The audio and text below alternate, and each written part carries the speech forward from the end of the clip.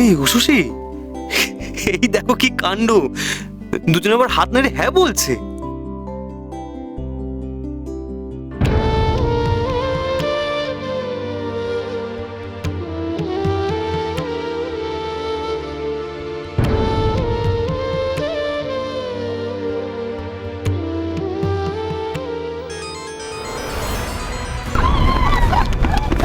উশুসি দাঁড়ান, মুখের টাকাটা খুলবেন না।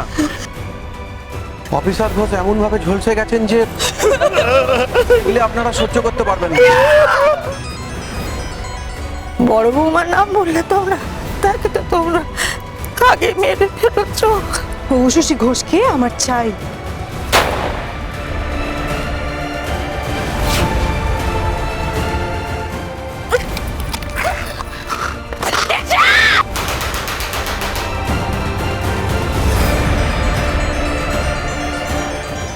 ও দাদা, দেখে চলুন।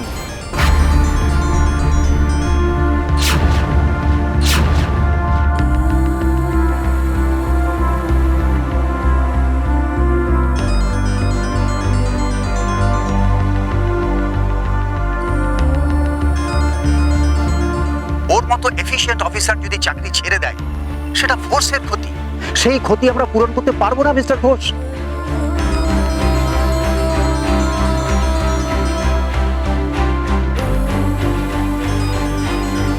এখন আমি কি করব? কিভাবে আবার সবকিছু স্বাভাবিক করব? কেন পারছি না? কেন কেন আমি পরিস্থিতির কাছে হেরে যাচ্ছি? কেন? মা, আমি কিন্তু বারবার বলছি এটা ঠিক হচ্ছে না। নিষিদ্ধা চাইছে না, তাও আপনারা জোর করে বাচ্চা দুটোকে উষসের কাছে দিয়েছেন। মা শুনুন, এতে কিন্তু সংসার শান্তি আসবে না, উল্টে আরো অশান্তি বাড়বে। কি বলছো কি তুমি ছোট বৌমা? দাদু ভাইরা বড় বৌমার সন্তান, তো সন্তানদের মায়ের কাছে দেবো না তো কি করবো কি আমি? সবাই কি তোমার মতো মা না? মায়ের মমতা বলে মনে কিচ্ছুটি নেই। সে কবে রাজা দাদু ভাই হারিয়েছে আমার, তোমার মনে কোনো কষ্ট আছে? নেই। সবসময় আমাদের সমালোচনা না করে এবার বড়দার চাওয়াটাকে একটু গুরুত্ব দাও মা। তুমি তো মা, বড়দার চাওয়াটা তুমি জানবে না? হ্যাঁ, আমার তো মনে হচ্ছে বড়দা এবার তোমার জন্য বিভাগী হবে। তাই তো, এবার না নিষিদ্ধা সত্যি সত্যি বাড়ি ছেড়ে পালায়। আমরা ছাড়া তো বড়দাকে কেউ আর বুঝতেই চাইছে না। এবার সব কাজ টকে উঠবে। তেমন কিছু ঘটে গেলে কাকে দোষ দেবেন মা? কাকে? বড় মা, বড় মা, নিষিদ্ধা কোথায়? কখন থেকে ফোন করছি দাদাকে, কিছুতেই ফোন তুলছে না। ফোন তুলছে না কেন? সেটাই তো বুঝতে পারছি না। ওইদিকে একটা বড় অর্ডার আছে শ্যামা মায়ের মন্দির থেকে।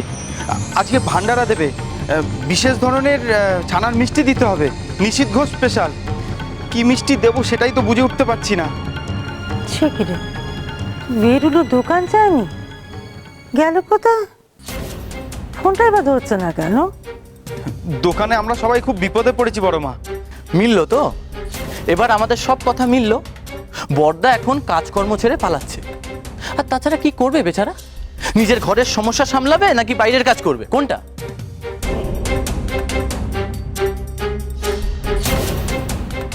আমি তো একটা জিনিস বুঝতে পারছি না, তুমি তো মা হয়ে এটা বুঝতেই চাইছো না। হবে এখন? আমি কি আর আগের মতো পারি না কি? শরীর দেয়। আর তোরা তো বলছিস কিছু পারবি না করতে, তো কাজটা কি হবে এখন বল দেখিনি? বিকেলের আগে ডেলিভারি দিতে হবে বড় মা। কি যে করি বুঝতে পারছি না।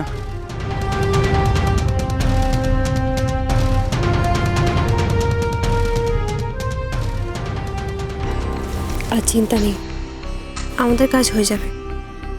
এবার সবাই বুঝবে যে উষসীকে বাড়িতে এনে নিষিদ্ধার কত বড় ক্ষতি করা হয়েছে। তুমি দেখো না, মা এবার নিজে বড় বৌদিকে ঘাট ধাক্কা দিয়ে বার করবে। ছেলে দায়িত্ব ভুলেছে, এটা তো মা মানবেন না।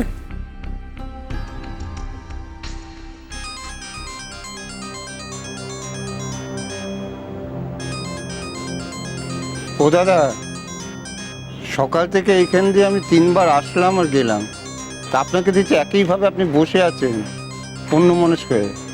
কিছু হয়েছে নাকি? আপনার ফোন বাজছে, ফোনটা ধরুন।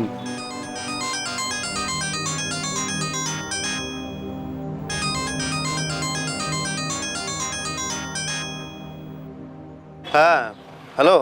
ও নিশিত, কি হলো কি? তুই এতক্ষণ ধরে ফোন ধরছিলিস না কেন রে? হ্যাঁ, সারাদিন কোথায় আছিস তুই? খাওয়ানি দাওয়ানি, কারো ফোন ধরছিস না, দোকানেও তো নেই তুই। তোকে কতবার গণেশ ফোন করছিল, পাইনি।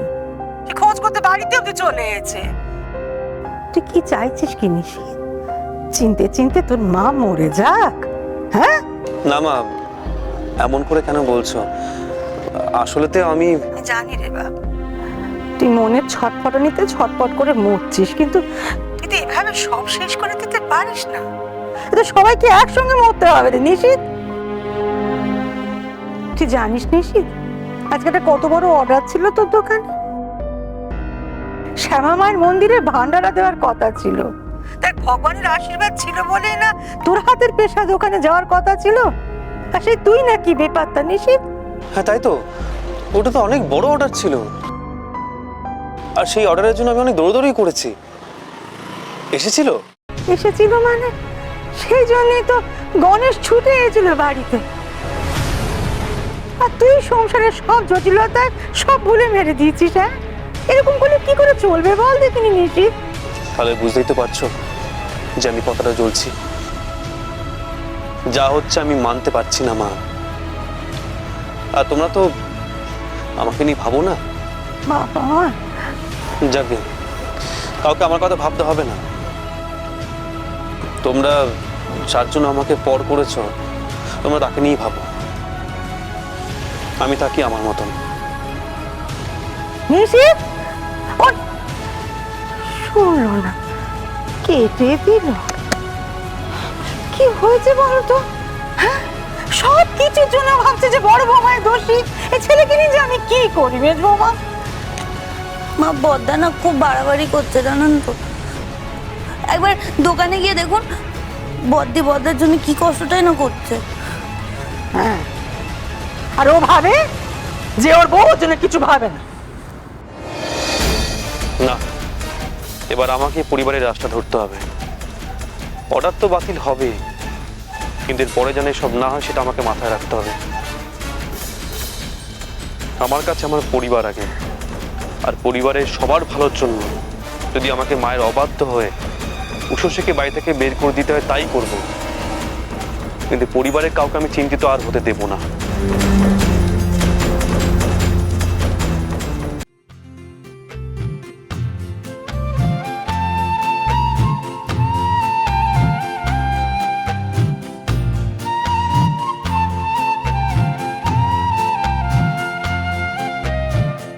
গণেশ, চটপট হাত চালাও।